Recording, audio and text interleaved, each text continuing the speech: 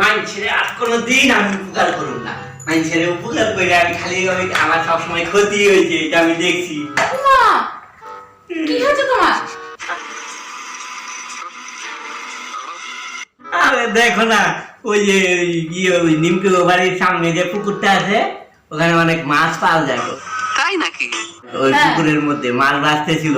এবার ওই পুকুরের মধ্যে আমি মাছ দেখতে গেছি, হঠাৎ করে দেখে কি নিমকি গাড়ির মধ্যে চিৎকার করে ঝগড়া হইতেছে, দরজা মরজা ভাঙচুর হইতেছে, ধরে ধরে লাত্তি মারতেছে নিমকির বাপে।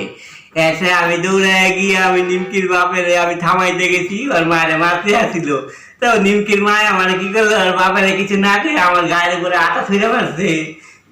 কি করবে, আমার আটা ছুঁড়ে মারছে। তুমি কিছু কইবা না? বলবো তো, তোমার মাথায় আমি আরো সব